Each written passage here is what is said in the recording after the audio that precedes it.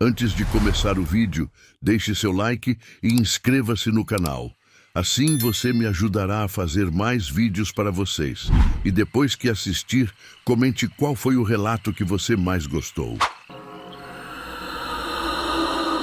Era uma noite de lua nova, quando Dona Aparecida voltava da cidade no seu fusquinha azul desbotado. A véia já tinha uns 70 e poucos anos, mas ainda dirigia que nem moça. Conhecia cada curva daquela estrada de terra como se fosse o quintal de casa. Tinha ido buscar remédio para o marido dela, seu Zé, que estava com uma tosse brava que não melhorava de jeito nenhum. A estrada que ligava a cidadezinha ao sítio deles era uma só, serpenteando por entre os morros cobertos de mata fechada. De dia, era bonita de se ver, mas de noite ela ficava diferente. As árvores pareciam se inclinar mais para perto da pista, como se quisessem tocar nos carros que passavam, e os galhos faziam sombras esquisitas que nem mãos retorcidas. Aparecida estava acostumada com aquela estrada, já tinha percorrido ela centenas de vezes ao longo dos 40 anos que morava no sítio. Mas naquela noite, alguma coisa estava diferente. Não era só o frio que fazia ela arrepiar os cabelos do braço, nem o barulho estranho que o motor do Fusca estava fazendo. Era outra coisa, uma sensação ruim que grudava na alma igual catinga de gambá. O céu estava carregado de nuvens escuras que tapavam até as estrelas, deixando tudo numa escuridão que parecia engolir a luz dos faróis do carro.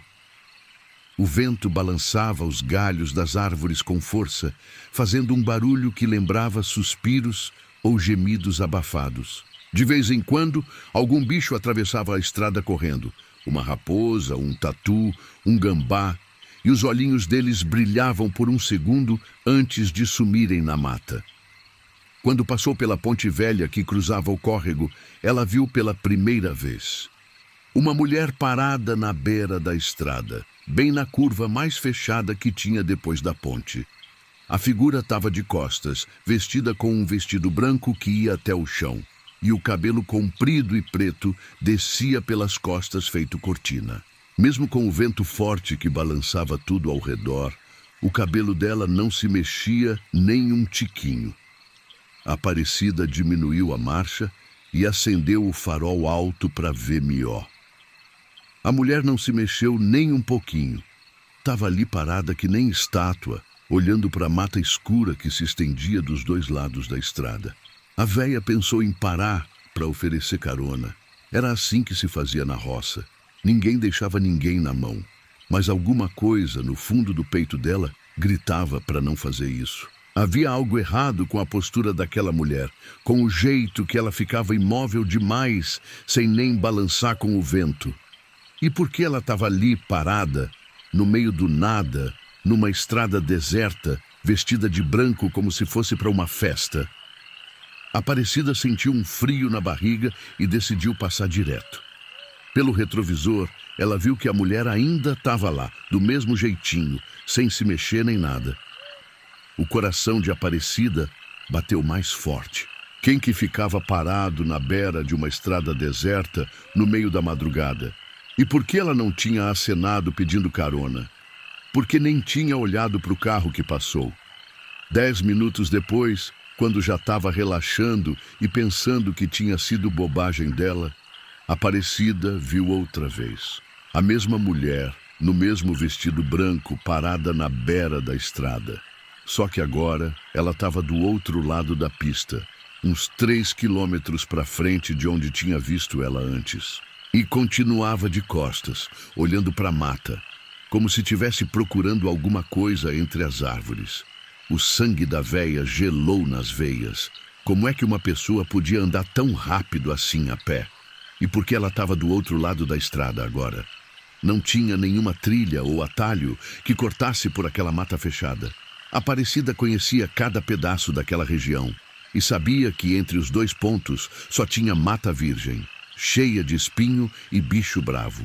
A Aparecida pisou mais fundo no acelerador, fazendo o fusquinha ronca e disparar pela estrada esburacada.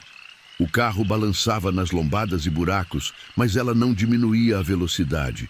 Queria chegar em casa logo, queria sair daquela estrada que de repente tinha ficado assombrada e estranha.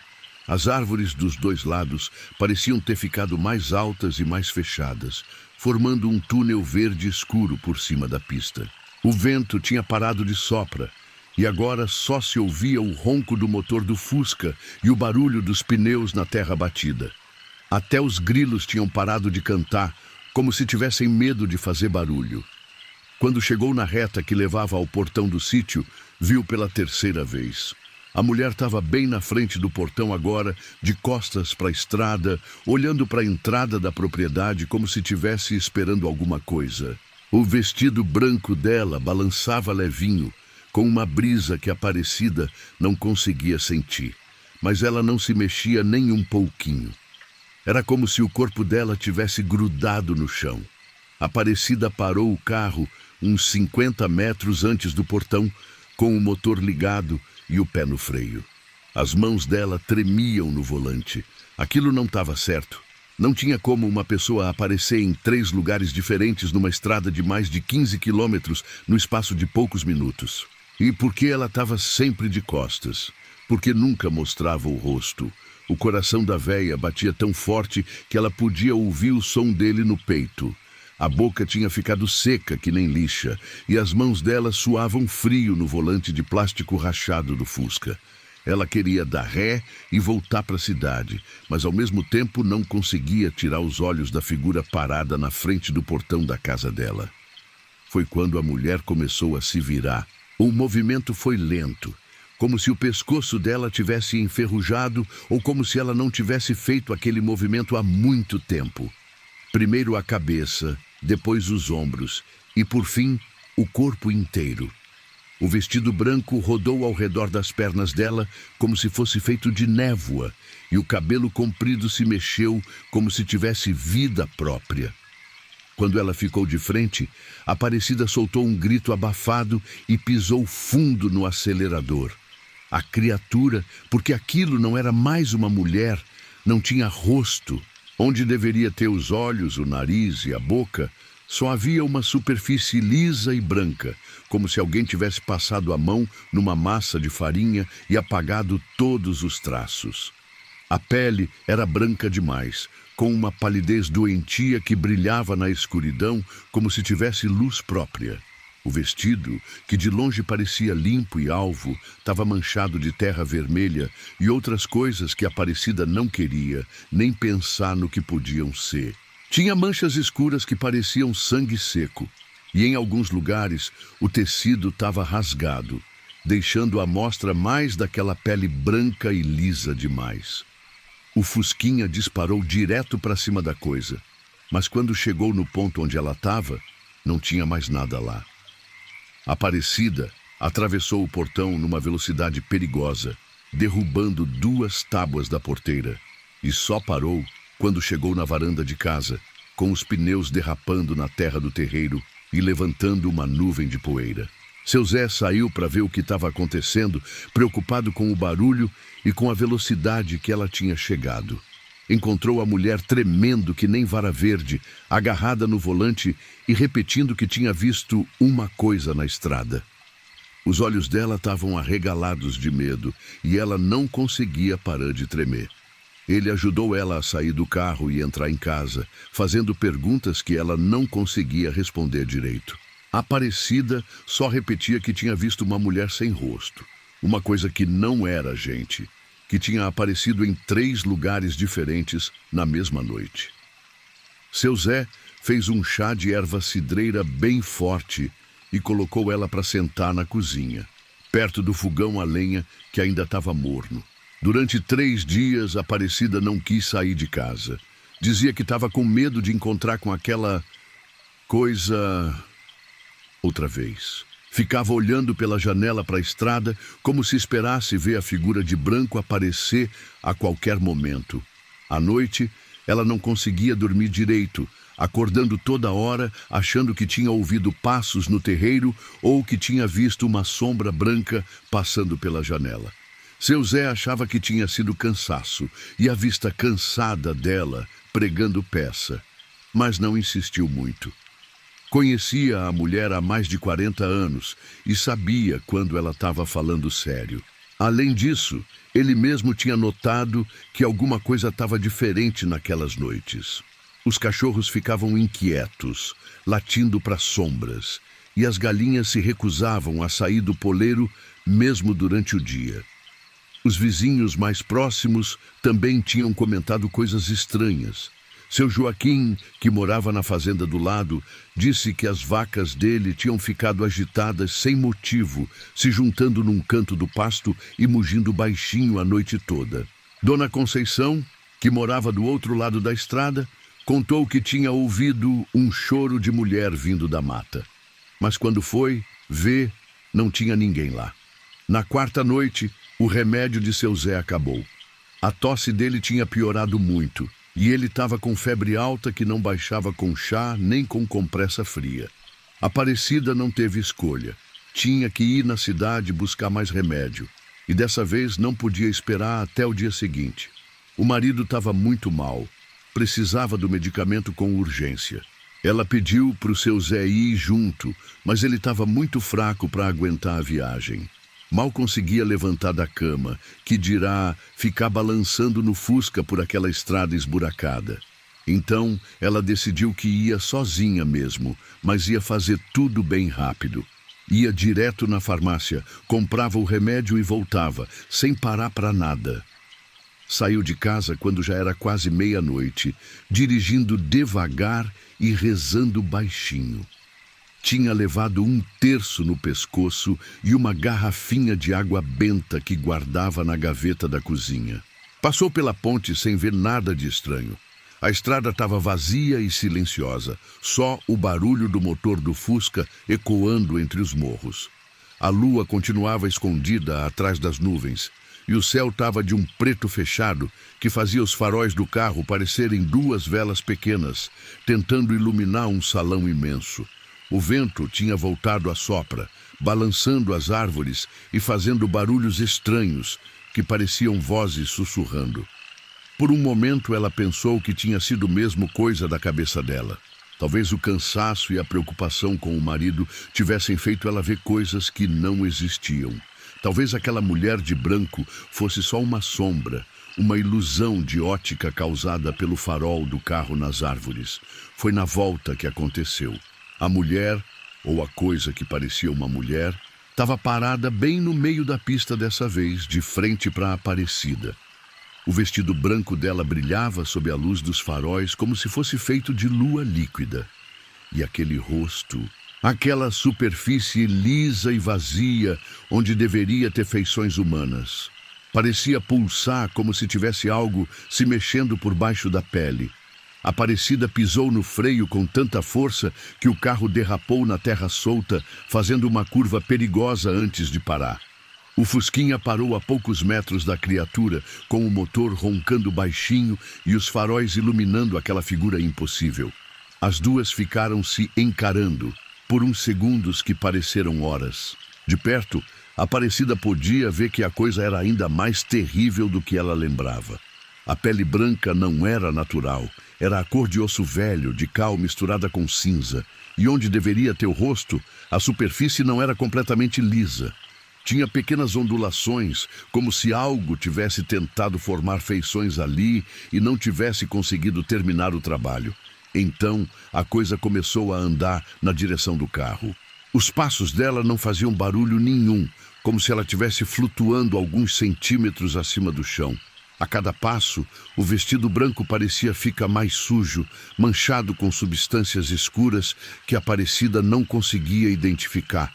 E aquele rosto, aquela ausência de rosto, parecia estar olhando direto para dentro da alma dela, mesmo sem ter olhos. As mãos da criatura eram compridas demais, com dedos finos que terminavam em unhas amareladas e curvadas como garras. Os braços dela balançavam de um jeito estranho, como se não tivessem ossos, ou como se os ossos tivessem quebrado e se remendado errado. E havia algo na postura dela, na forma como ela se mexia, que não era humano. Quando a criatura chegou perto do capô do Fusca, ela parou e esticou uma das mãos para tocar no carro.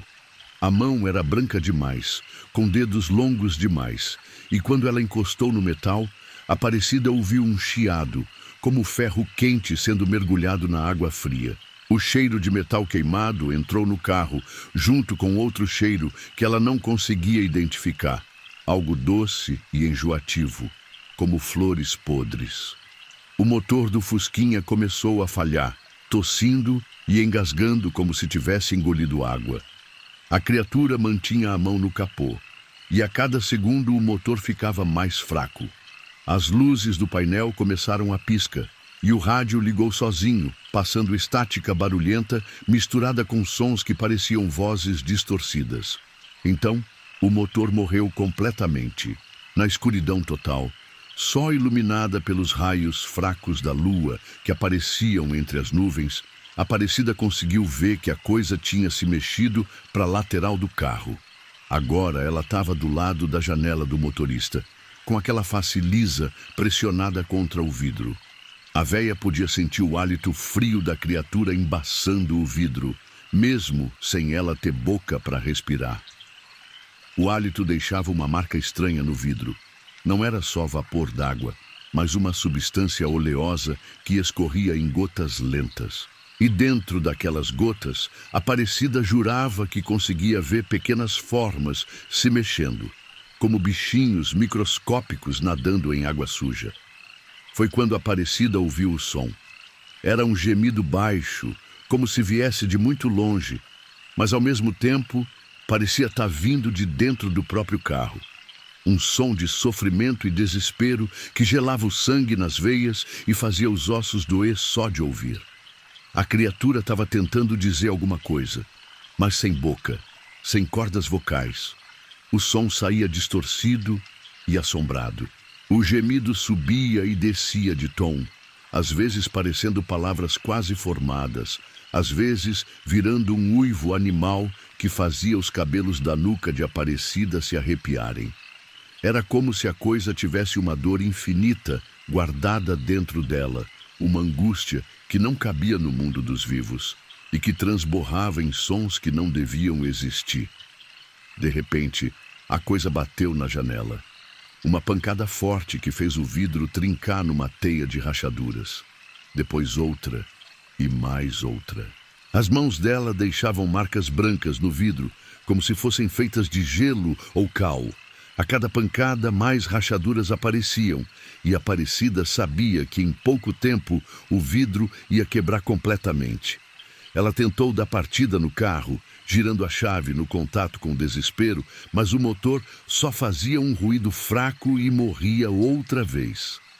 A bateria estava falhando, as luzes ficando cada vez mais fracas, e a coisa do lado de fora continuava batendo, batendo, batendo com uma persistência que não era humana. Entre as pancadas, Aparecida ouvia outros sons, passos ao redor do carro, como se tivesse mais de uma criatura lá fora. Arranhões no teto, como se algo tivesse subido em cima do Fusca e tivesse tentando abri-lo como uma lata de sardinha. E sempre aqueles gemidos, vindos de todas as direções, criando uma sinfonia de desespero que fazia ela querer tapar os ouvidos e gritar. A criatura parou de bater na janela e se afastou alguns passos. A Aparecida pensou que ela tinha desistido, mas então viu que a coisa estava se preparando para algo. O corpo dela se curvou para trás, como uma mola sendo comprimida, e os braços se estenderam dos dois lados como se ela fosse um pássaro pronto para voar.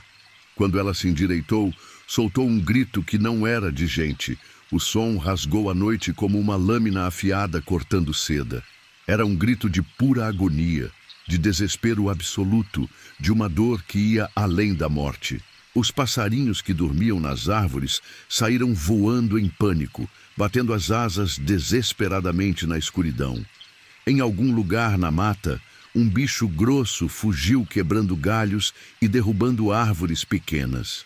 O grito durou quase 1 minuto inteiro, subindo e descendo de tom, ecoando pelos morros e voltando multiplicado, como se toda a natureza tivesse gritado junto. Aparecida teve certeza de que ia ficar surda e pressionou as mãos contra os ouvidos com tanta força que doeu. Mas o som não vinha só de fora. Parecia estar saindo de dentro da própria cabeça dela, vibrando nos ossos do crânio. Quando o silêncio voltou, era um silêncio diferente. Não havia mais grilos, nem vento, nem barulho de folhas se mexendo. Era como se o mundo inteiro tivesse parado para escutar aquele grito e agora tivesse medo de fazer qualquer ruído que pudesse chamar a atenção da coisa de volta. A criatura tinha sumido. A Aparecida ficou sentada no carro por mais de 1 hora, tremendo e chorando, olhando para todos os lados e esperando que a coisa aparecesse outra vez. Mas não aconteceu nada. Aos poucos, os sons normais da noite começaram a voltar. Primeiro um grilo tímido, depois outro, depois o vento nas folhas. Quando finalmente conseguiu se acalmar o suficiente, ela tentou dar partida no carro outra vez. Para sua surpresa, o motor pegou na primeira tentativa, roncando forte e seguro, como se nunca tivesse dado problema. As luzes do painel voltaram ao normal, e até o rádio parou de fazer barulho estranho. Dirigiu para casa numa velocidade que nunca tinha dirigido na vida, olhando pelo retrovisor a cada poucos segundos, mas não viu mais nada de estranho. A estrada estava normal outra vez, silenciosa e vazia como sempre. Mas Aparecida sabia que aquela normalidade era enganosa, que havia algo esperando nas sombras, algo que podia voltar a qualquer momento. Chegando em casa, ela acordou o marido e contou tudo outra vez. Dessa vez, seu Zé não duvidou nem um tiquinho da história dela. Tinha acordado no meio da madrugada com aquele grito terrível, um som que fez até os cachorros se esconder embaixo da casa e as galinhas se amontoarem no poleiro fazendo barulhos de medo. Disseram que alguns vizinhos também tinham ouvido e que as vacas da fazenda do lado tinham ficado inquietas por dias depois daquilo. Seu Joaquim contou que 3 das vacas dele tinham abortado na semana seguinte, sem motivo aparente. E Dona Conceição disse que as plantas do jardim dela tinham murchado todas de uma vez, como se tivessem sido queimadas por dentro. No dia seguinte, Aparecida foi na cidade de novo, mas dessa vez levou o cunhado dela junto e foram de dia. Contaram a história para algumas pessoas e foi quando souberam da verdade sobre aquela estrada e sobre a coisa que ela tinha encontrado. Dona Maria, que trabalhava no postinho de saúde há mais de 30 anos, confirmou o que eles suspeitavam. Há uns 15 anos, uma moça nova tinha morrido naquela estrada. Era filha do fazendeiro mais rico da região, uma menina bonita de uns 20 anos, que estava voltando de uma festa na cidade quando perdeu o controle do carro numa das curvas mais perigosas. O carro dela, um conversível vermelho que o pai tinha dado de presente de aniversário, capotou e pegou fogo. E quando encontraram ela, estava presa nas ferragens, ainda viva, mas queimando. O fogo tinha começado no motor e se espalhado para o resto do veículo devagar, dando tempo para ela perceber o que estava acontecendo, mas não para fazer nada para se salvar. O pior de tudo é que ela não morreu na hora. Ficou presa nas ferragens, consciente e gritando por várias horas antes de conseguirem tirar ela de lá. A estrada era mais deserta naquela época e demorou para alguém passar e ver o acidente. Quando finalmente conseguiram chegar ao local com equipamento para cortar o metal, já era tarde demais. Dona Maria lembrava muito bem, porque tinha sido ela quem ajudou a cuidar da moça nos últimos momentos no hospital. O corpo todo dela estava queimado, mas ela ainda estava consciente, ainda conseguia falar. E o rosto tinha sido a parte que mais sofreu com o fogo. Não sobrou nada das feições dela, só uma superfície lisa e deformada, onde antes tinha um rosto bonito de menina de 20 anos. Os olhos tinham derretido, o nariz tinha sumido, a boca tinha se fechado numa cicatriz sem forma. Era como se o fogo tivesse apagado tudo que a fazia humana, deixando só uma máscara de carne queimada. E antes de morrer, ela repetia sempre a mesma coisa: que queria voltar para casa, que queria que alguém a levasse para casa. Dizia que estava perdida, que não conseguia enxergar o caminho, que precisava de ajuda para encontrar o portão da fazenda do pai dela. Morreu repetindo isso, pedindo para alguém levar ela em casa. Desde então, outras pessoas já tinham relatado encontros estranhos naquela estrada. Sempre uma mulher de vestido branco, que era a roupa que ela usava na festa. Sempre sem rosto, sempre parada na beira da pista, como se estivesse esperando carona. A maioria das pessoas pensava que era lenda, coisa de gente supersticiosa da roça. Mas havia relatos demais para ser só imaginação. O caminhoneiro que fazia a linha da cidade contava que já tinha visto ela pelo menos 5 vezes, sempre nos mesmos lugares. O carteiro rural dizia que evitava passar por ali de noite depois que ela apareceu na frente da moto dele e quase causou um acidente. E tinha histórias mais sombrias também. 2 anos antes, um jovem de uma cidade vizinha tinha desaparecido naquela estrada. Encontraram o carro dele abandonado na cuneta, com a porta aberta e a chave ainda no contato, mas nunca acharam o rapaz. E 6 meses depois disso, um casal de namorados que estava voltando de um encontro também sumiu sem deixar rastro. Dona Maria contou que havia uma teoria entre as pessoas mais velhas da região. Eles acreditavam que a alma da moça tinha ficado presa na estrada, perdida e procurando por alguém que a levasse para casa. Mas como ela não conseguia mais enxergar, já que não tinha mais olhos, ela não reconhecia o próprio lar quando chegava lá. Por isso ela continuava aparecendo noite após noite, esperando que alguém parasse para ajudar ela. E quando alguém parava, bem, ninguém sabia ao certo o que acontecia, mas as pessoas que ofereciam carona para ela nunca mais eram vistas. Aparecida nunca mais dirigiu sozinha naquela estrada à noite. Quando precisava ir na cidade depois do escuro, sempre levava alguém junto ou esperava até o dia seguinte. E sempre que passava pelo local onde tinha visto a criatura pela primeira vez, ela fazia uma oração pela alma da moça morta e deixava uma florzinha na beira da estrada. Seu Zé melhorou da tosse algumas semanas depois, mas o casal nunca se esqueceu daquela noite. Mudaram alguns hábitos por causa do que tinha acontecido. Compraram uma lanterna mais forte para o carro, sempre deixavam o tanque cheio e Aparecida passou a levar sempre um crucifixo no porta-luvas. Com o tempo, outros vizinhos começaram a compartilhar suas próprias experiências. Seu Joaquim admitiu que também já tinha visto a mulher de branco, mas tinha tido vergonha de contar, porque achava que iam dizer que ele estava ficando louco. Dona Conceição contou que uma noite tinha ouvido alguém batendo na porta da casa dela, mas quando foi ver, só tinha pegadas estranhas na terra. Pegadas que não tinham dedos definidos, como se fossem feitas por pés derretidos. A história se espalhou pela região, passando de boca em boca, ganhando detalhes novos a cada contação. Algumas pessoas começaram a evitar aquela estrada completamente, preferindo dar a volta por um caminho mais longo. Outras, mais céticas, faziam questão de passar por lá de propósito, querendo provar que não havia nada de sobrenatural acontecendo. Mas mesmo os mais descrentes acabavam mudando de opinião depois de 1 ou 2 experiências estranhas. Carros que morriam sem explicação, aparições na beira da estrada, sons que não deviam existir. A estrada ganhou uma reputação sombria que se espalhou para além da região, chegando até cidades distantes.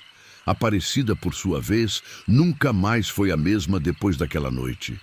Desenvolveu uma sensibilidade estranha para coisas sobrenaturais, como se o encontro com a criatura tivesse aberto algum tipo de portal na percepção dela. Começou a ver sombras onde não devia ter sombras, a ouvir sussurros quando estava sozinha, a sentir presenças que outros não conseguiam perceber. Mas ela aprendeu a conviver com isso e até mesmo a usar essa nova habilidade para ajudar outras pessoas.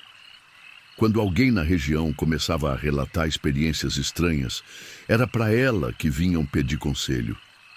E ela sempre dizia a mesma coisa, que havia certas coisas neste mundo que a gente não conseguia explicar e que, às vezes, a única coisa que se podia fazer era respeitar essas coisas e manter distância delas. Dizem por aí que a mulher sem rosto ainda aparece de vez em quando para outros viajantes solitários, sempre nas noites de lua nova, sempre na mesma estrada de barro vermelho que corta os morros da região. E dizem também que quem parar para oferecer carona nunca mais é visto, que eles se juntam à procissão eterna de almas perdidas que vagam por aquela estrada, procurando por um lar que nunca vão conseguir encontrar. Até hoje, quando alguém pergunta para a Aparecida sobre o que aconteceu naquela noite, ela balança a cabeça e diz que tem coisas neste mundo que a gente não consegue explicar, coisas que ficam presas entre o mundo dos vivos e o mundo dos mortos, procurando por algo que nunca vão conseguir encontrar. E quando a lua está nova e o vento sopra forte pelos morros, ainda dá para ouvir, bem baixinho, o som de alguém chorando na estrada velha. Um choro sem lágrimas, vindo de alguém que não tem mais olhos para chorar. Um lamento eterno de quem morreu longe de casa e nunca conseguiu voltar. E às vezes, nas madrugadas mais escuras, dá para ver uma figura de branco caminhando pela estrada, sempre na mesma direção, sempre procurando por algo que perdeu há muito tempo e que nunca mais vai encontrar. Dona Isaltina sempre foi uma mulher de coragem, dessas que não tem medo de cobra nem de trovão. Aos 68 anos, ainda cuidava sozinha da propriedade que herdou do falecido marido. Um pedaço de terra boa no meio dos morros, onde criava algumas cabeças de gado e plantava milho e feijão para sustento próprio. A casa dela ficava numa elevação pequena, cercada por pasto verde que se estendia até onde a vista alcançava. Era uma casa simples, de tijolos à vista e telhas de barro, com uma varanda comprida na frente, onde ela gostava de sentar no fim da tarde para ver o gado pastando. Nos fundos da propriedade, quase na divisa com a mata fechada, havia um poço velho que já estava lá quando ela e o marido compraram a terra, há mais de 40 anos. O poço era fundo, muito fundo. Seu olegário, que tinha ajudado a construir a cerca da propriedade na época, dizia que aquele buraco ia até o centro da terra. Era redondo, feito de pedras encaixadas uma em cima da outra, sem massa nem cimento, do jeito que os antigos faziam. A boca dele tinha uns 2 metros de largura e por cima crescia um pé de goiaba velho e retorcido que dava sombra e escondia um pouco a abertura. Isaltina nunca tinha usado aquele poço para nada. Tinha mandado fazer um poço artesiano perto de casa, logo que mudou para lá, e a água dele era limpa e abundante. O poço velho ficou abandonado, servindo só de bebedouro para os animais quando eles pastavam naquela parte mais distante da propriedade. De vez em quando, ela jogava uma pedra lá dentro só para ouvir o barulho da água lá no fundo, que demorava uns 5 segundos para chegar. Mas nos últimos meses, alguma coisa tinha mudado. Primeiro foram os animais. O gado, que sempre pastava tranquilo por toda a propriedade, começou a evitar a área perto do poço. Ficavam do outro lado do pasto, se amontoando longe daquela região, e quando ela tentava tocar eles para lá, se recusavam a ir, ficando agitados e mugindo de um jeito estranho. As galinhas também tinham começado a se comportar de forma esquisita. Antes, elas ciscavam por todo o terreiro, indo até perto da cerca dos fundos em busca de minhocas e insetos. Agora, se recusavam a passar de uma linha invisível que ficava uns 50 metros antes do poço. Se Isaltina tentava jogar milho para elas mais para trás, Elas ciscavam nervosas por alguns segundos e depois voltavam correndo para o terreiro com as penas arrepiadas. Os cachorros eram ainda piores. Tinha 2 vira-latas que viviam na propriedade, o Trovão e a Coragem. Ambos corajosos e acostumados a correr por toda parte, caçando tatu e espantando bicho estranho. Mas de uns tempos para cá, eles se recusavam terminantemente a chegar perto da área do poço. Quando Isaltina caminhava naquela direção, eles a acompanhavam até certo ponto e depois paravam, choramingando e tentando puxar a barra da saia dela para voltar. No começo, ela pensou que podia ser algum bicho bravo que tinha se instalado por lá. Talvez uma onça ou um bicho preguiça grande que estava assustando os animais. Mas quando foi investigar, não encontrou rastro nenhum, nem fezes, nem pelos, nem sinais de que qualquer animal selvagem tivesse passado por ali. O que ela encontrou foi pior que rastros de bicho. A área ao redor do poço tinha mudado. A grama, que sempre foi verde e abundante naquela parte da propriedade, estava ficando amarelada e rala, como se algo tivesse sugando a vida dela por baixo da terra. O pé de goiaba, que dava frutos doces todos os anos, estava com as folhas murchas e os galhos secos, mesmo sendo época de chuva. E havia um cheiro ruim que ela não conseguia identificar, mas que lembrava carne estragada, misturada com água parada e alguma coisa doce e enjoativa. O cheiro ficava mais forte à noite e às vezes chegava até a casa quando o vento soprava na direção certa. Mas o que mais incomodava a Isaltina eram os barulhos. Começaram numa noite de quinta-feira, quando ela estava na cozinha preparando a janta. Um som baixinho, quase imperceptível, que parecia vir de muito longe. No começo, ela pensou que fosse o vento nos galhos do pé de goiaba, mas o som continuou mesmo quando o ar estava parado. Era como se alguém tivesse sussurrando lá no fundo do poço. Palavras que ela não conseguia entender, ditas numa voz que não parecia humana. O som subia devagar pela parede de pedra, distorcido e ecoado, chegando até ela como um murmúrio constante que fazia os cabelos da nuca se arrepiar. Isaltina tentou ignorar os barulhos no começo. Talvez fosse só o vento criando ecos estranhos no buraco fundo, ou talvez algum bicho pequeno que tinha caído lá dentro e estava tentando sair. Mas com o passar dos dias, os sussurros ficaram mais altos e mais constantes, e ela começou a conseguir ouvir eles mesmo de dentro de casa. Era sempre à noite que os barulhos ficavam piores.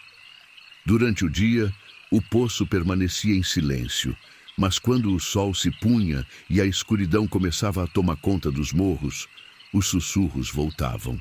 Às vezes eram só murmúrios baixos, mas outras vezes pareciam conversas inteiras, como se tivesse várias vozes lá embaixo, discutindo alguma coisa numa língua que ela não reconhecia. Uma noite, curiosidade venceu o medo, e Isaltina decidiu ir até lá para ver de perto o que estava acontecendo. Pegou uma lanterna grande e caminhou pelos fundos da propriedade, seguindo a trilha que levava ao poço. Os cachorros a acompanharam até onde costumavam parar, e depois ficaram lá, ganindo baixinho e olhando para ela com os olhos brilhando na escuridão. Quando chegou perto do poço, os sussurros pararam de repente, como se o que quer que fosse que estava lá embaixo tivesse percebido a presença dela. O silêncio era ainda mais perturbador que os barulhos, um silêncio pesado e expectante, como se alguma coisa tivesse parado de respirar para escutar melhor. Isaltina chegou na borda do poço e apontou a lanterna para baixo. A luz dela não era muito forte e desaparecia na escuridão depois de alguns metros. Ela não conseguia ver o fundo, só uma escuridão profunda que parecia engolir a luz da lanterna. Mas havia alguma coisa diferente na qualidade daquela escuridão. Ela não parecia natural, parecia densa demais, como se fosse feita de alguma substância que não deixava a luz passar. Foi quando ela viu o brilho. Bem lá no fundo, quase imperceptível, havia pontos de luz que piscavam como estrelas distantes. No começo, ela pensou que fossem reflexos da lanterna na água, mas os pontos se mexiam de um jeito que não era natural, subindo e descendo, se aproximando e se afastando uns dos outros como se fossem olhos piscando. Isaltina sentiu um arrepio percorrer a espinha. Apagou a lanterna rapidamente e ficou ali parada, ouvindo. Por alguns segundos não houve nada, só o barulho do vento nas folhas e o canto distante de alguns grilos. Então, bem baixinho, os sussurros começaram outra vez. Dessa vez, eles pareciam mais próximos, como se o que quer que fosse que estava lá embaixo tivesse subido alguns metros no poço. E havia algo diferente nos sussurros também. Eles tinham ganhado uma qualidade quase musical, como se fossem uma cantiga muito antiga, cantada por vozes que não eram humanas. Isaltina voltou para casa quase correndo, com o coração batendo forte no peito. Os cachorros a encontraram na metade do caminho, se esfregando nas pernas dela e choramingando como se tivessem sentido o medo dela. Naquela noite, ela trancar todas as portas e janelas da casa, coisa que nunca tinha feito antes, e ficou acordada até o amanhecer, ouvindo os sussurros que chegavam até ela, carregados pelo vento noturno. No dia seguinte, ela decidiu procurar ajuda. Foi até a casa do vizinho mais próximo, seu Agenor, que morava uns 3 quilômetros de distância, e contou para ele o que estava acontecendo. Agenor era um homem prático, desses que não acreditavam em assombração nem em coisa sobrenatural. Mas quando ouviu a história de Isaltina, ficou pensativo. Ele contou que também tinha notado coisas estranhas nos últimos tempos. Os animais da fazenda dele tinham ficado inquietos, as vacas davam menos leite e ele tinha perdido algumas galinhas sem explicação. Elas simplesmente sumiam durante a noite, sem deixar nem penas, nem sinal de luta. E havia outra coisa. Ele tinha começado a ter pesadelos estranhos, sonhos onde se via caminhando em direção a alguma coisa escura e profunda, sendo chamado por vozes que vinham debaixo da terra. Agenor ofereceu para ir até a propriedade de Isaltina para dar uma olhada no tal poço, e ela aceitou agradecida. Na tarde do mesmo dia, ele apareceu na casa dela carregando uma lanterna mais potente e uma corda comprida. Disse que ia descer até onde desse para ver o que realmente tinha lá embaixo. Quando chegaram no poço, Agenor ficou surpreso com o estado da vegetação ao redor. Conhecia aquela área desde menino e lembrava do pé de goiaba sempre cheio de vida e da grama verde que crescia abundante ali. Agora, tudo parecia doente, como se a própria terra tivesse adoecido. Agenor amarrou a corda num galho forte do pé de goiaba e jogou a outra ponta dentro do poço. A corda tinha uns 15 metros de comprimento, mas quando ela chegou no fundo, ainda sobrou um pedaço significativo. Isso significava que o poço era menos fundo do que eles pensavam, o que tornava ainda mais estranho o fato de que a lanterna de Isaltina não tinha conseguido iluminar o fundo na noite anterior. Com a lanterna potente de Agenor, eles conseguiram ver melhor o interior do poço. As paredes eram mesmo de pedra, como Isaltina lembrava, mas alguma coisa tinha mudado. As pedras estavam cobertas por uma substância escura e viscosa que brilhava levemente sob a luz da lanterna. E a água lá embaixo não parecia água normal. Era escura demais, quase preta, e havia bolhas subindo constantemente para a superfície, como se alguma coisa estivesse respirando lá dentro. Mas o que mais impressionou Agenor foram as marcas nas paredes do poço. Arranhaduras profundas na pedra, feitas por alguma coisa com garras muito afiadas. As marcas eram recentes, porque a pedra ao redor delas ainda estava clara, não coberta pela substância viscosa que revestia o resto da parede. Enquanto eles observavam, a água lá embaixo começou a se mexer. No começo foram só ondulações pequenas, como se algo pequeno tivesse se mexido no fundo. Mas as ondulações foram ficando maiores, e depois de alguns minutos, alguma coisa grande emergiu parcialmente da água. Era difícil ver com clareza por causa da distância e da luz fraca, mas parecia ser uma massa escura e irregular, coberta pela mesma substância viscosa que revestia as paredes. A coisa se mexia devagar, se contraindo e se expandindo como se estivesse respirando, e de vez em quando pontos brilhantes apareciam na superfície dela, os mesmos pontos que Isaltina tinha visto na noite anterior. Agenor puxou Isaltina para longe da borda do poço.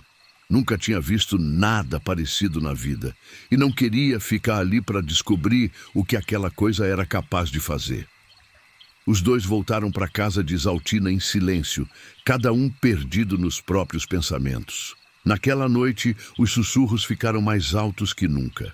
Não eram mais murmúrios baixos, mas vozes distintas que pareciam estar chamando alguma coisa. Isaltina conseguia ouvir elas mesmo com as janelas fechadas e tinha a impressão de que as vozes estavam ficando mais próximas, como se o que quer que fosse que morava no poço tivesse começado a se mexer para fora dele.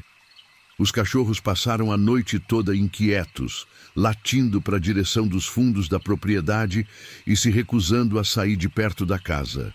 E pela primeira vez, desde que morava ali, Isaltina ouviu o gado mugindo de medo durante a noite, um som baixo e constante que vinha do pasto. Na manhã seguinte, ela descobriu que 3 cabeças de gado tinham sumido. Não havia sinais de luta, nem rastros de que tivessem sido atacadas por onças ou outros predadores. Elas simplesmente tinham desaparecido, deixando só algumas pegadas que levavam na direção do poço e depois paravam abruptamente, como se os animais tivessem simplesmente evaporado. Isaltina decidiu que não dava mais para ignorar o problema. Chamou o padre da cidade, Padre Eufrásio, um homem já idoso que conhecia bem a região e as histórias antigas que circulavam por ali. Quando ela contou o que estava acontecendo, o rosto dele ficou sério e ele balançou a cabeça como se já tivesse ouvido alguma coisa parecida antes. Padre Eufrásio contou uma história que poucos conheciam sobre os primeiros moradores daquela região. Muito antes de chegar os fazendeiros e os criadores de gado, a área era habitada por índios que consideravam certos lugares sagrados ou amaldiçoados. Um desses lugares era justamente onde hoje ficava a propriedade de Isaltina. Segundo as lendas que ele tinha ouvido de pessoas muito antigas da região, os índios evitavam aquela área porque acreditavam que havia uma passagem para o mundo dos mortos ali.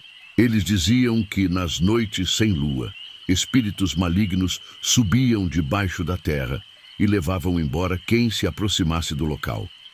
Quando os primeiros colonos chegaram e começaram a ocupar a região, muitos deles desapareceram sem explicação. Famílias inteiras sumiam durante a noite, deixando suas casas abandonadas e seus pertences intocados. Os poucos sobreviventes contavam histórias de vozes que vinham debaixo da terra, chamando as pessoas para descerem e se juntarem a elas. Foi quando alguém teve a ideia de construir o poço. A teoria era que se eles construíssem uma barreira de pedra sobre a suposta passagem, conseguiriam selar o que quer que fosse que tivesse lá embaixo. Durante alguns anos, a estratégia pareceu funcionar. Os desaparecimentos pararam e a região ficou tranquila. Mas de tempos em tempos, especialmente durante períodos de seca ou de chuva intensa, coisas estranhas voltavam a acontecer. Animais desapareciam. Pessoas relatavam sonhos perturbadores e sempre havia histórias de vozes vindas do Poço Velho. Padre Eufrásio disse que acreditava que alguma coisa tinha mudado recentemente, talvez por causa das chuvas fortes do último inverno que podiam ter danificado o selo de pedra do poço. O que quer que tivesse sido aprisionado lá embaixo estava tentando sair outra vez. O padre ofereceu para fazer uma bênção no local, mas avisou que talvez não fosse suficiente. Se o problema fosse realmente antigo, como ele suspeitava, ia precisar de medidas mais drásticas. Sugeriu que Isaltina considerasse a possibilidade de encher o poço com pedra e cimento, selando ele permanentemente. Mas antes que pudessem tomar qualquer decisão, as coisas pioraram. Na noite seguinte à visita do padre, Isaltina foi acordada por um barulho diferente. Não eram mais sussurros vindos do poço, mas passos. Passos pesados e arrastados que caminhavam pelo terreiro dos fundos, se aproximando lentamente da casa. Ela se levantou devagar e foi até a janela da cozinha, que dava vista para os fundos da propriedade. O que viu a fez recuar rapidamente, com o coração disparado no peito. Havia figuras caminhando pelo pasto, formas escuras e altas demais para ser humanas, que se mexiam de um jeito estranho, como se os ossos delas tivessem quebrado e se remendado errado. Elas vinham na direção da casa, mas paravam de vez em quando como se tivessem farejando alguma coisa. Isaltina contou 5 figuras no total, todas cobertas pela mesma substância viscosa e escura que ela tinha visto no poço. E havia alguma coisa familiar nelas, alguma coisa que a fazia lembrar das vacas que tinham desaparecido, mas distorcida e errada, como se tivessem sido transformadas em alguma coisa que não devia existir. As criaturas se aproximaram da casa até chegar no terreiro e então pararam, formando um semicírculo na frente da varanda. Ficaram ali paradas por horas, sem se mexer, como se estivessem esperando alguma coisa. Isaltina não conseguiu dormir o resto da noite, vigiando pela janela e rezando baixinho. Quando o sol nasceu, as criaturas sumiram, mas deixaram rastros no terreiro. Pegadas estranhas, grandes demais e com marcas de garras, que iam até a varanda e depois voltavam na direção do poço.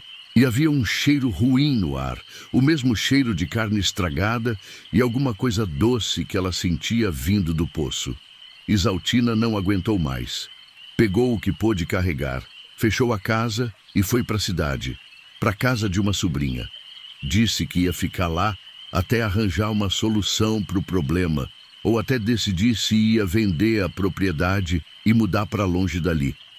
Mas mesmo na cidade, ela não conseguiu escapar completamente do que tinha deixado para trás.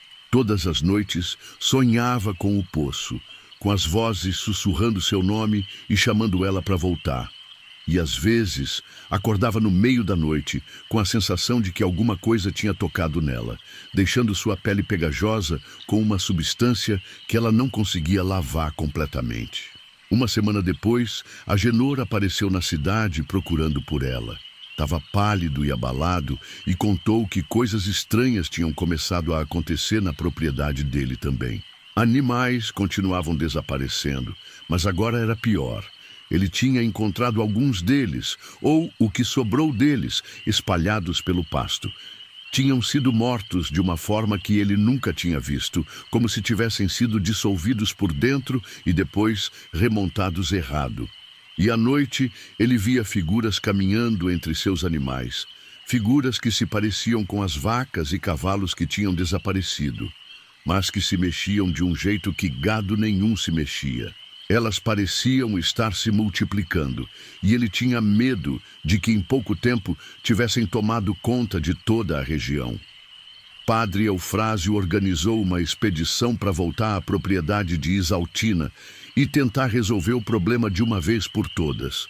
Junto com ele foram Agenor, 2 outros vizinhos corajosos e o próprio delegado da cidade, que tinha decidido investigar pessoalmente os desaparecimentos de animais que tinham sido reportados na região. Quando chegaram à propriedade, encontraram ela completamente transformada. A grama tinha morrido numa área cada vez maior ao redor do poço, criando um círculo de terra ressecada que se estendia por quase 100 metros em todas as direções. O pé de goiaba tinha morrido completamente e caído, bloqueando parcialmente a boca do poço. Mas o pior eram as coisas que saíam do poço durante o dia. Criaturas que já não lembravam mais os animais que tinham sido originalmente, rastejavam pela propriedade, se escondendo nas sombras e observando o grupo de homens com olhos que brilhavam com uma luz que não era natural. Elas não atacaram, mas ficaram seguindo os homens à distância, sempre mantendo uma distância segura, mas nunca perdendo eles de vista. Quando o grupo chegou perto do poço, descobriram que a situação era ainda pior do que imaginavam. A boca dele tinha se alargado, como se alguma coisa tivesse quebrado as pedras por dentro, e agora tinha quase 3 metros de diâmetro. E lá dentro, bem visível mesmo com a luz do dia, havia uma massa escura que pulsava lentamente, como um coração gigante. A massa subia e descia no poço, às vezes chegando quase na superfície antes de mergulhar outra vez. E cada vez que ela subia, mais criaturas emergiam dela, saindo do poço e se espalhando pela propriedade. Eram versões distorcidas de todos os animais que tinham desaparecido ao longo dos meses. Vacas, cavalos, galinhas, cachorros, mas transformados em alguma coisa que não pertencia a este mundo. O delegado tentou organizar uma operação para dinamitar o poço e selar ele permanentemente. Mas quando os homens da cidade chegaram com os explosivos, as criaturas atacaram pela primeira vez. Foi um ataque coordenado e feroz, como se elas tivessem sido comandadas por uma inteligência superior. 2 homens foram mortos, e os outros fugiram deixando o equipamento para trás. As criaturas não os perseguiram além dos limites da propriedade, mas ficou claro que elas tinham estabelecido um território e não iam permitir que ninguém interferisse no que quer que tivesse acontecendo ali. Isaltina nunca voltou para sua casa. Vendeu a propriedade por um preço baixo para um comprador de fora da região que não conhecia a história do lugar. Mudou para uma cidade distante, onde tentou recomeçar a vida e esquecer o que tinha acontecido. Mas ela nunca conseguiu esquecer completamente. Os sonhos continuaram, e às vezes, quando passava perto de poços ou buracos fundos, sentia a mesma sensação de terror que tinha experimentado naqueles últimos dias na propriedade. E sempre que ouvia falar de animais desaparecendo sem explicação, ou de pessoas relatando vozes vindas debaixo da terra, se perguntava se a coisa do poço tinha se espalhado para outros lugares. O comprador da propriedade durou menos de 1 mês no local. Fugiu uma noite, deixando tudo para trás. E quando as pessoas foram investigar, encontraram a casa destruída por dentro, como se alguma coisa muito grande tivesse passado por ali. O poço tinha se alargado ainda mais, e agora não era mais possível ver onde ele terminava. Desde então, a área foi abandonada completamente. A prefeitura cercou a propriedade e colocou placas proibindo a entrada, mas todo mundo da região já sabia que era melhor manter distância daquele lugar. De vez em quando, pessoas que passavam de longe relatavam ter visto figuras estranhas se mexendo entre as ruínas da casa, e sempre havia histórias de sons vindos da direção da propriedade abandonada. Isaltina viveu mais 15 anos depois do que aconteceu, mas nunca mais foi a mesma. Desenvolveu uma fobia de lugares escuros e profundos, e nunca mais conseguiu ficar sozinha numa propriedade rural. Morreu numa manhã de domingo dormindo, mas os vizinhos que encontraram o corpo disseram que o rosto dela estava contorcido numa expressão de terror, como se ela tivesse visto alguma coisa terrível nos últimos momentos. E dizem que ainda hoje, quando a lua está nova e o vento sopra na direção certa, dá para ouvir vozes vindas daquela propriedade abandonada. Vozes que chamam os nomes das pessoas que já morreram e, às vezes, os nomes das pessoas que ainda estão vivas. Uma cantiga antiga e assombrada que sobe debaixo da terra, lembrando que tem certas coisas neste mundo que são mais velhas que a humanidade e que, às vezes, por mais que a gente tente, não conseguimos manter elas enterradas para sempre. Dona Laudelina tinha 73 anos quando começou a perceber que havia alguma coisa errada com a plantação de milho atrás de casa. Era uma mulher pequena e enxuguta, dessas que o trabalho pesado da roça tinha deixado forte como couro curtido, mas que ainda mantinha a delicadeza de quem sabia bordar e cozinhar que nem poucas. A propriedade dela ficava num vale entre morros baixos, cortada por um córrego que nunca secava, mesmo nos verões mais brabos. A casa era de adobe, com paredes grossas que mantinham o frescor no calor e o quentinho no frio, e tinha uma varanda que dava vista para a plantação que se estendia por uns 5 alqueires de terra boa. O milharal sempre foi o orgulho de Laudelina. Desde que o marido morreu, 10 anos antes, ela cuidava da plantação sozinha, com a ajuda ocasional do neto, o Biratã, que morava na cidade, mas vinha nos fins de semana para dar uma mão. O milho dela era conhecido na região pela qualidade. Grãos grandes, espigas cheias, que davam uma farinha amarelinha e doce que era disputada na feira da cidade. Mas naquele ano, alguma coisa tinha mudado. A plantação tinha crescido mais alta que o normal, muito mais alta. Os pés de milho, que costumavam chegar na altura do peito dela, agora passavam da cabeça por uma boa margem, criando um labirinto verde escuro que bloqueava a vista de uma fileira para outra. No começo, Laudelina pensou que fosse bom sinal. Talvez a terra tivesse ficado mais rica depois das chuvas intensas do inverno. Ou talvez as sementes novas que ela tinha comprado na cooperativa fossem de uma variedade diferente. O vendedor tinha dito que eram sementes especiais, mais resistentes às pragas e com rendimento maior, mas não tinha explicado muito além disso. As sementes vieram numa embalagem diferente das usuais, num saco de pano grosso em vez do plástico comum, e tinham uma cor levemente esverdeada, que ela nunca tinha visto antes. Mas o preço era bom, e o vendedor garantiu que ela ia ficar impressionada com os resultados. Conforme as semanas passavam, ela começou a perceber que não era só a altura que estava estranha. As folhas do milho tinham uma cor diferente, um verde quase preto que ela nunca tinha visto antes, muito mais escuro que o verde normal das plantas. E elas faziam um barulho esquisito quando o vento passava por elas. Um sussurro áspero que lembrava papel velho sendo amassado, ou vozes cochichando segredos em línguas desconhecidas. O crescimento das plantas era outro mistério. Em questão de semanas, elas tinham atingido uma altura que normalmente levaria meses para alcançar. E não era só a altura. Os caules eram mais grossos, as folhas mais largas, e havia mais espigas por pé do que ela jamais tinha visto. O que mais perturbava Laudelina era a forma como a plantação se comportava à noite. Durante o dia, tudo parecia normal, só milho crescendo alto demais.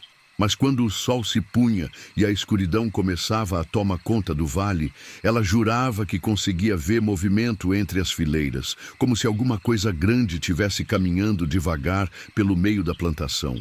Da janela da cozinha, que dava vista direta para o milharal, ela ficava observando por horas, tentando entender o que estava vendo. Eram sombras que se mexiam independente do vento, formas altas e escuras que apareciam entre as plantas e depois sumiam quando ela piscava os olhos. As sombras pareciam ter forma quase humana, mas eram altas demais e se mexiam de um jeito estranho, como se não tivessem ossos ou articulações normais. Às vezes ela via várias delas ao mesmo tempo, se movendo em grupos pequenos pelos corredores entre as fileiras, sempre mantendo uma distância respeitosa uma das outras. No começo, ela pensou que fossem animais. Talvez algum veado ou anta que tivesse descido dos morros para se alimentar do milho novo. Mas os movimentos eram errados para ser de bicho, muito lentos, muito deliberados, como se o que quer que fosse tivesse pensando em cada passo antes de dá-lo. Os cachorros dela, Valente e Guerreira, também tinham notado que alguma coisa estava diferente.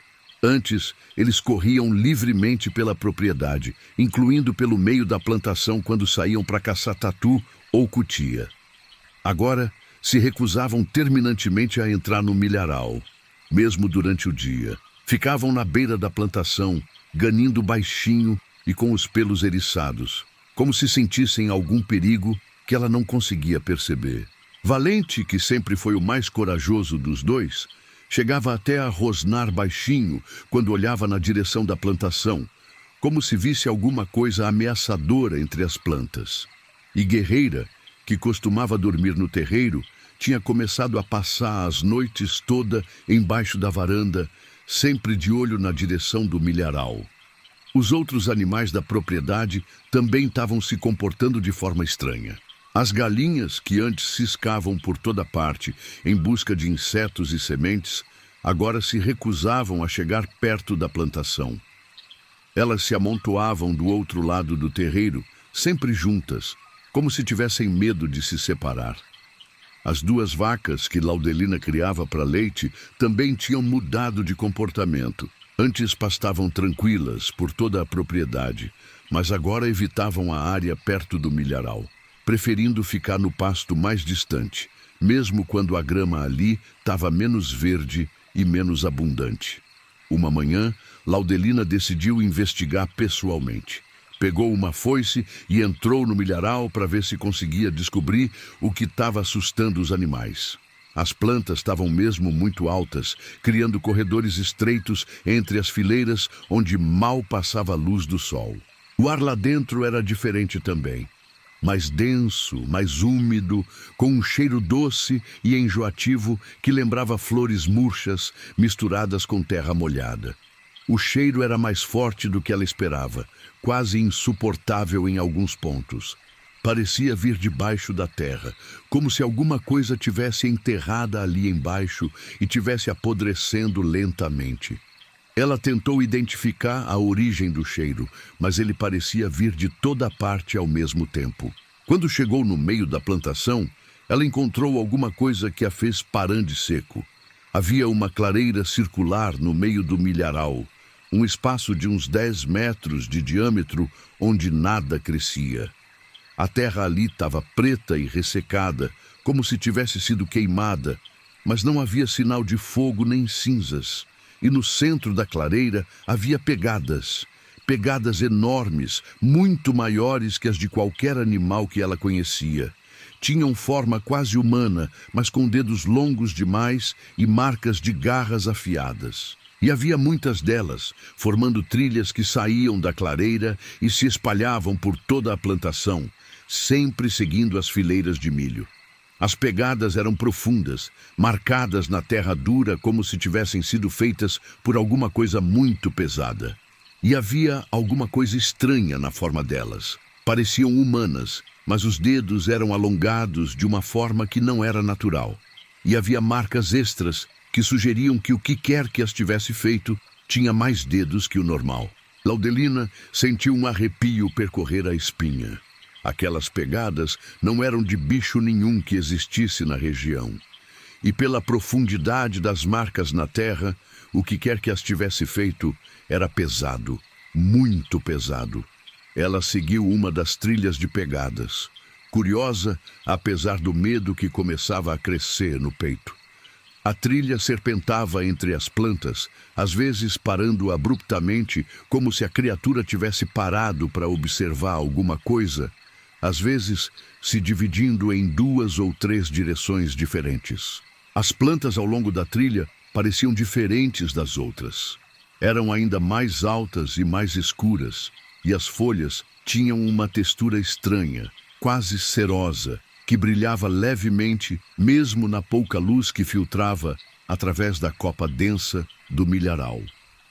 E havia marcas nos caules, arranhões profundos que pareciam ter sido feitos por garras afiadas.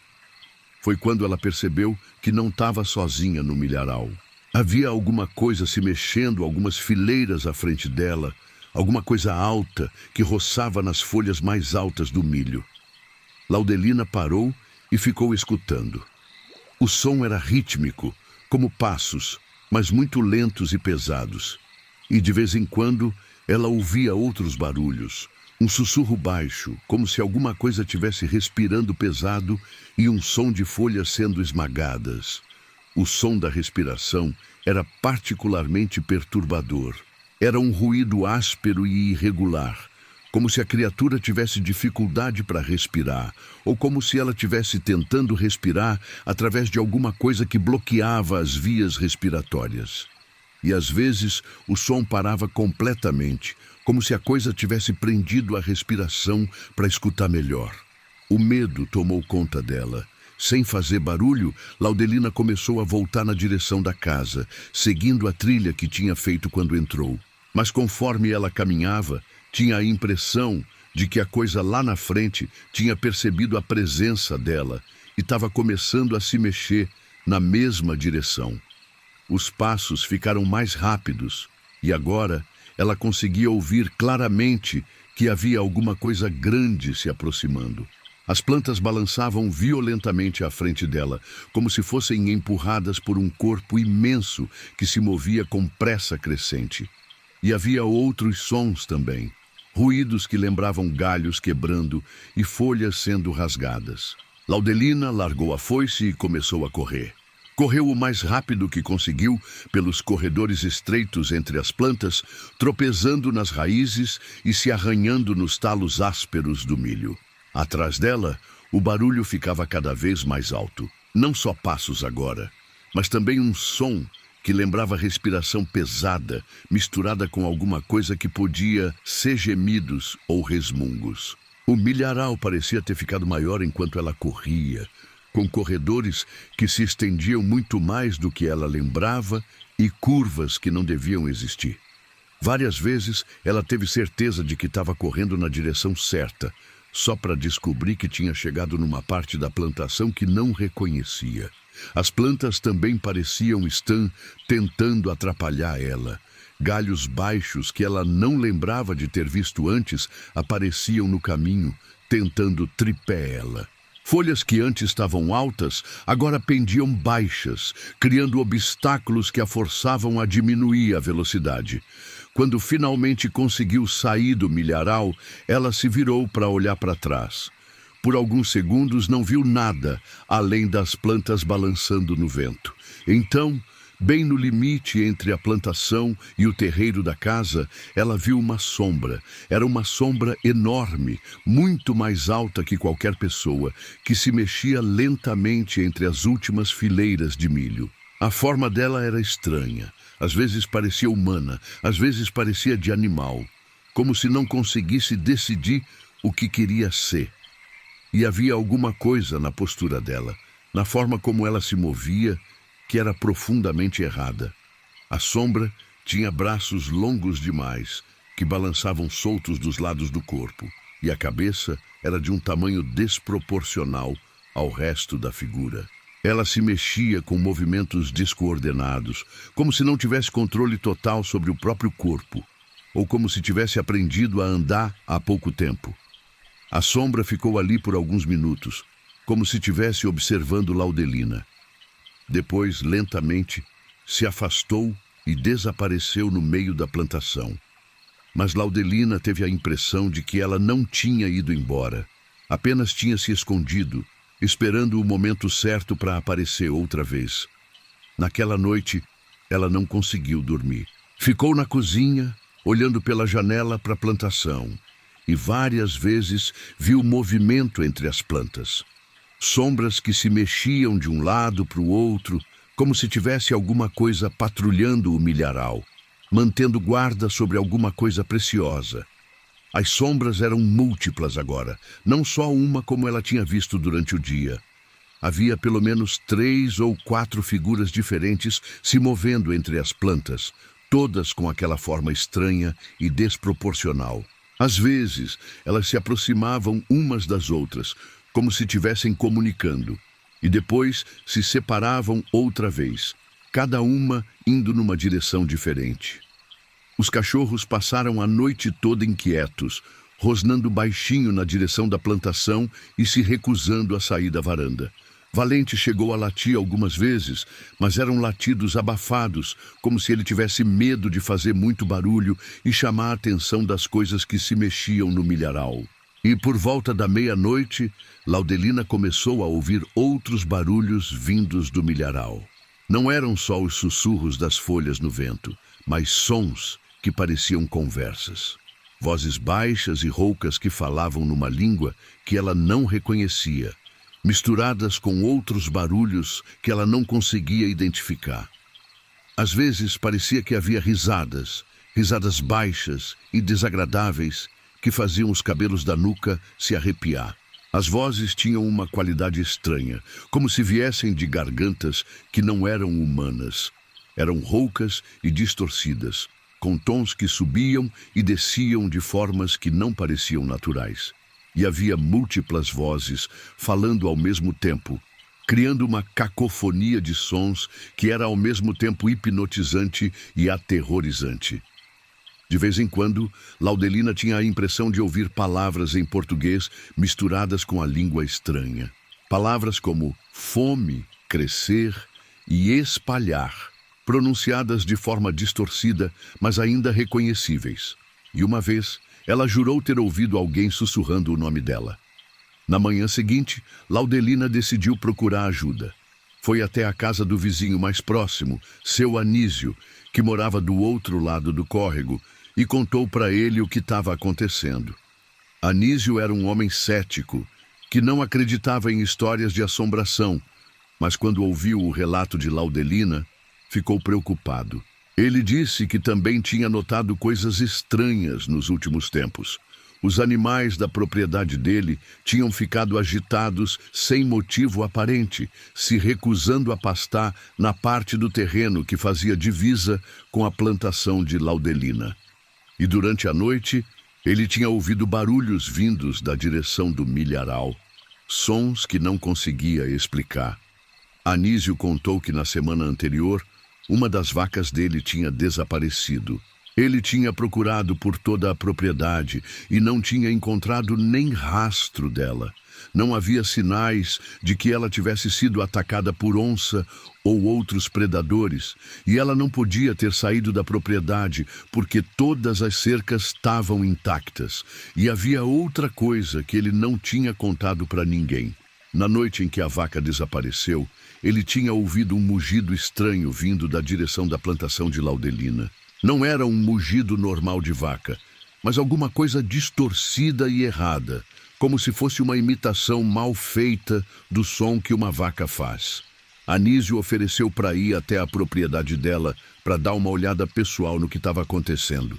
Na tarde do mesmo dia, ele apareceu na casa de Laudelina, carregando uma espingarda e acompanhado do filho mais velho, Odilon, um rapaz forte de uns 30 anos que trabalhava na roça desde pequeno. Odilon era conhecido na região pela coragem e pela experiência com animais selvagens. Já tinha enfrentado onças e outros predadores e não costumava se assustar com facilidade. Mas quando chegaram perto da plantação de Laudelina, até ele pareceu incomodado. Quando os três se aproximaram do milharal, ficou claro que alguma coisa tinha mudado desde a manhã. A plantação parecia ainda mais densa e escura, e havia um cheiro forte no ar. Um cheiro de terra remexida, misturado com alguma coisa orgânica em decomposição. O cheiro era muito mais forte que no dia anterior, quase insuportável. Parecia uma mistura de carne podre, vegetação apodrecida e alguma coisa doce e enjoativa que nenhum deles conseguia identificar. O odor era tão forte que fazia os olhos lacrimejarem e dava náuseas. Anísio e Odilon entraram na plantação carregando facões, enquanto Laudelina ficou do lado de fora observando. Eles seguiram uma das trilhas de pegadas que ela tinha descoberto no dia anterior. E depois de alguns minutos, ela ouviu eles gritando para ela vir ver alguma coisa. Quando Laudelina entrou no milharal e chegou até onde eles estavam, encontrou os dois homens parados numa clareira maior que a que ela tinha visto antes. Esta era diferente. Não só um círculo de terra queimada, mas uma área onde o milho tinha sido arrancado pela raiz e empilhado de forma estranha. As plantas tinham sido organizadas em pilhas altas que formavam uma espécie de padrão circular, com corredores estreitos entre elas que levavam ao centro da clareira. Os pés de milho tinham sido arrancados com força brutal. As raízes estavam expostas e retorcidas, e os caules tinham sido quebrados em pedaços irregulares. E no centro da clareira havia alguma coisa enterrada na terra. Alguma coisa grande que criava um montículo irregular no chão. A terra ao redor do montículo estava escura e úmida. como se tivesse sido regada com algum líquido espesso. Odilon começou a cavocar com o facão e depois de alguns minutos de trabalho, eles descobriram o que estava enterrado ali. Eram ossos. Muitos ossos de tamanhos diferentes, empilhados sem ordem aparente numa cova rasa. Alguns eram pequenos, claramente de animais como galinhas ou coelhos. Outros eram maiores, ossos de porco, de boi, talvez até de cavalo. Mas havia também outros ossos que eles não conseguiram identificar, ossos grandes demais para ser de qualquer animal doméstico da região. Os ossos não estavam apenas jogados na cova, tinham sido organizados de uma forma específica, como se fosse algum tipo de ritual ou oferenda. Os ossos menores formavam círculos concêntricos ao redor dos maiores, e havia padrões geométricos feitos com ossos longos que sugeriam algum tipo de simbolismo. E no meio da pilha de ossos, havia coisas que fizeram o sangue de Laudelina gelar nas veias. Pedaços de tecido que ela reconheceu, um retalho da camisa que seu neto, Ubiratã, tinha usado na última vez que veio visitar, um pedaço do vestido azul que ela tinha perdido quando foi estender roupa na semana anterior. Havia também outros objetos pessoais espalhados entre os ossos. Um chapéu de palha que pertencia a Anísio, uma fivela de cinto que Odilon reconheceu como sendo de um vizinho que não via há semanas, e pedaços de roupas que pareciam ter pertencido a várias pessoas diferentes. Anísio puxou ela para longe da cova, mas era tarde demais. Laudelina tinha visto o suficiente para entender que alguma coisa terrível estava acontecendo na propriedade dela. Alguma coisa que envolvia não só animais, mas possivelmente pessoas também. Foi quando eles ouviram o barulho. Um som baixo e rouco que vinha de várias direções ao mesmo tempo, como se tivesse múltiplas criaturas ao redor da clareira. O som lembrava respiração pesada, misturada com rosnados, e ficava mais alto conforme os segundos passavam. O som era diferente de qualquer coisa que eles já tinham ouvido. Era orgânico, mas ao mesmo tempo artificial, como se fosse produzido por cordas vocais que não eram humanas nem de animal conhecido. E havia uma qualidade hipnótica no ritmo da respiração, como se fosse projetada para causar algum tipo de efeito em quem escutava. As plantas ao redor da clareira começaram a se mexer, balançando violentamente, como se alguma coisa grande tivesse se aproximando por vários lados ao mesmo tempo. As folhas faziam um ruído seco e áspero, conforme se esfregavam umas nas outras, criando uma sinfonia de sons que mascarava a aproximação do que quer que tivesse vindo. Anísio ergueu a espingarda e fez sinal para que os outros ficassem atrás dele. Odilon segurou o facão com as duas mãos, numa posição defensiva, enquanto Laudelina se agarrava no braço dele, tentando controlar o medo que fazia suas pernas tremerem. Então, eles viram as criaturas. Saíram da plantação em grupos de 2 ou 3, se mexendo devagar e com movimentos descoordenados. À primeira vista, pareciam pessoas. Tinham forma vagamente humana e andavam eretas. Mas havia alguma coisa profundamente errada com elas. Eram altas demais, com membros desproporcionais que se mexiam de forma articulada demais, como se tivessem articulações extras nos braços e pernas. A pele delas era de uma cor estranha, um cinza esverdeado que brilhava levemente na luz filtrada que chegava através das folhas do milho. E os rostos eram o pior de tudo. Tinham feições quase humanas, mas distorcidas, como se alguém tivesse tentado esculpi-las em argila mole e não tivesse conseguido acertar as proporções.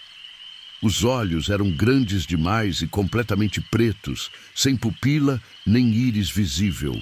As bocas eram largas demais, cheias de dentes que não pareciam dentes humanos. Eram pontiagudos e irregulares, dispostos em fileiras múltiplas como os de um tubarão. As criaturas se mexiam de uma forma que era ao mesmo tempo fascinante e repulsiva. Os movimentos eram fluidos demais em alguns momentos e desajeitados demais em outros, como se elas não tivessem controle total sobre os próprios corpos. E havia alguma coisa na forma como elas olhavam para os humanos que sugeria uma inteligência que era ao mesmo tempo primitiva e alien.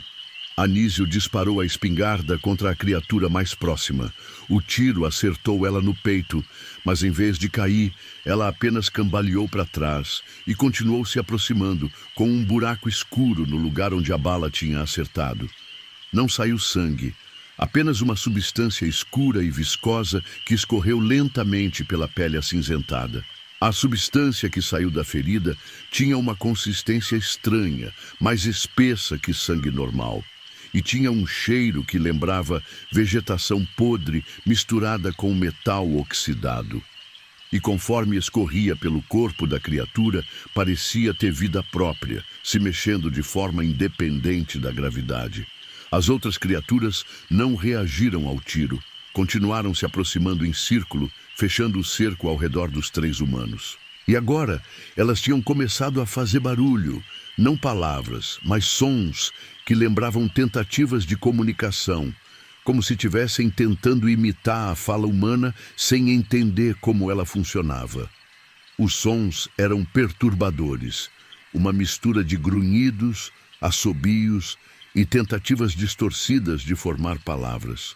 Às vezes, parecia que elas conseguiam pronunciar sílabas reconhecíveis, mas sempre de forma errada, como se as cordas vocais delas não fossem adequadas para produzir sons humanos. Odilon gritou para que todos corressem, e eles saíram da clareira correndo o mais rápido que conseguiam pelos corredores estreitos entre as plantas. Atrás deles, as criaturas os seguiam, mas sem pressa, como se soubessem que não havia para onde fugir. O milharal parecia ter ficado maior, com mais corredores e mais confusão que antes. Laudelina tinha certeza de que conhecia cada metro da plantação, mas agora se sentia perdida, como se as próprias plantas tivessem mudado de lugar para confundi-los. Os corredores que ela lembrava de ser retos agora tinham curvas inesperadas. Trilhas que deviam levar diretamente para casa agora serpenteavam sem direção aparente.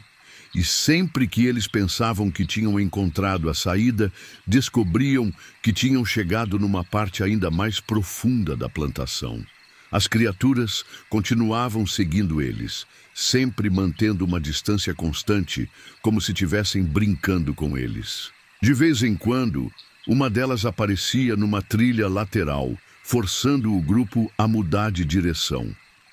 Era claro que elas conheciam a plantação muito melhor que os humanos e estavam usando esse conhecimento para controlar a fuga. Depois do que pareceram horas correndo, eles finalmente conseguiram sair da plantação e chegar até a casa. Anísio trancou todas as portas e janelas enquanto Odilon verificava se as criaturas tinham seguido eles. Por enquanto, a área ao redor da casa parecia vazia, mas eles podiam ver movimento entre as plantas na borda do milharal. As criaturas tinham parado na linha limite entre a plantação e o terreiro, como se houvesse alguma barreira invisível que elas não podiam ou não queriam cruzar. Elas ficaram ali observando a casa, fazendo aqueles sons estranhos de comunicação entre si. Naquela noite, as criaturas saíram da plantação. Laudelina as viu pela janela da cozinha. Formas altas e escuras que caminhavam lentamente pelo terreiro, se aproximando da casa. Elas não tentaram entrar, mas ficaram do lado de fora, andando em círculos ao redor da construção e fazendo aqueles sons estranhos que lembravam tentativas de fala. Havia mais delas agora que durante o dia. Laudelina contou pelo menos 8 ou 10 figuras diferentes, todas com a mesma forma estranha e a mesma pele acinzentada que brilhava na escuridão. Elas se mexiam com mais coordenação que antes, como se tivessem praticado ou aprendido a controlar melhor os próprios movimentos. De vez em quando, uma delas se aproximava de uma janela e pressionava o rosto contra o vidro. De perto, Laudelina podia ver que as feições delas eram ainda mais perturbadoras. A pele parecia ter rachaduras que se mexiam sozinhas, e os olhos pretos refletiam a luz da lamparina de um jeito que não era natural. Os rostos delas eram quase hipnóticos na sua estranheza. Havia uma simetria imperfeita nas feições que sugeria que elas tinham sido criadas, seguindo algum padrão, mas um padrão que não era humano. E havia expressões naqueles rostos, não emoções humanas, mas alguma coisa que sugeria curiosidade, fome e talvez até mesmo uma forma primitiva de diversão. As criaturas passaram a noite inteira ao redor da casa. Às vezes, elas pareciam tentar comunicação entre si, fazendo sons que lembravam conversas numa língua impossível. Outras vezes, ficavam em silêncio absoluto, apenas observando a casa como se estivessem esperando que alguma coisa acontecesse. Durante a noite, Laudelina notou que as criaturas pareciam estar mudando. Seus movimentos ficaram mais coordenados, e os sons que faziam se tornaram mais parecidos com fala humana. Era como se elas estivessem aprendendo, se adaptando, se tornando mais humanas a cada hora que passava. Quando o sol nasceu, elas se retiraram para o milharal. Mas Laudelina sabia que não tinham ido embora. Podiam vê-las se mexendo entre as plantas durante o dia, sempre vigiando, sempre esperando. E havia alguma coisa diferente na plantação também. O milho parecia ter crescido durante a noite, se tornando ainda mais alto e mais denso. E havia novas clareiras, novos padrões nas plantas que sugeriam uma inteligência organizadora por trás do crescimento. Anísio conseguiu sair da casa durante o dia e foi buscar ajuda na cidade. Voltou com o delegado e mais 3 homens armados. Mas quando chegaram na propriedade, encontraram uma situação ainda pior. O milharal tinha crescido durante a noite. As plantas agora eram ainda mais altas, formando uma parede verde escura que cercava completamente a casa. E havia mais clareiras na plantação, mais locais onde ossos tinham sido enterrados, mais sinais de que as criaturas tinham se multiplicado. O delegado era um homem prático que não acreditava em histórias sobrenaturais. Mas quando viu a plantação e ouviu os relatos das pessoas, ficou genuinamente preocupado. Nunca tinha visto plantas crescerem tão rápido, e os ossos encontrados na cova sugeriam atividade criminosa séria. Ele tentou organizar uma operação para queimar a plantação, mas quando os homens se aproximaram com tochas e combustível, as criaturas atacaram em grupo. Foi um ataque coordenado e feroz, como se elas tivessem planejado a defesa antecipadamente. O ataque veio de várias direções ao mesmo tempo. As criaturas emergiram da plantação em grupos organizados, cada grupo atacando um alvo específico. Elas se mexiam com uma velocidade surpreendente, muito mais rápidas que tinham parecido na noite anterior. 2 dos homens foram feridos gravemente antes que conseguissem recuar. As feridas foram causadas pelas garras das criaturas, que cortaram através da roupa e da carne como se fossem lâminas afiadas. E as feridas tinham uma aparência estranha. As bordas eram perfeitamente lisas, como se tivessem sido feitas por um instrumento cirúrgico. E as criaturas não pararam por aí. Pela primeira vez, elas saíram dos limites da propriedade e perseguiram o grupo até a estrada, só parando quando chegaram perto de outras casas. Era como se elas tivessem estabelecido um território maior, expandindo sua zona de influência além da plantação original. A partir daquele dia, a região inteira entrou em pânico. As pessoas começaram a reportar desaparecimentos de animais domésticos e depois começaram os desaparecimentos de pessoas. Primeiro foi um menino que brincava perto do córrego. Depois um homem que voltava do trabalho e resolveu pegar um atalho que passava perto da propriedade de Laudelina. Cada desaparecimento parecia fazer com que o milharal crescesse mais e se espalhasse mais. As plantas começaram a brotar em outras propriedades da região, sempre com a mesma coloração escura e o mesmo comportamento estranho. E onde quer que o milho escuro aparecesse, Logo surgiam relatórios de criaturas estranhas e mais desaparecimentos. O padrão era sempre o mesmo. Primeiro apareciam algumas plantas isoladas, que cresciam com velocidade anormal. Depois, o milho se espalhava, formando pequenas plantações que se conectavam com a original através de corredores subterrâneos de raízes. E, finalmente, apareciam as criaturas, sempre em maior número que antes. Laudelina foi removida da casa à força e levada para a cidade para sua própria segurança. A propriedade foi isolada pelas autoridades, mas o isolamento não funcionou. O milho continuou crescendo e se espalhando, e as criaturas se multiplicaram. As autoridades tentaram várias abordagens para lidar com o problema. Queimadas controladas falharam porque o milho parecia resistente ao fogo. Herbicidas não tiveram efeito.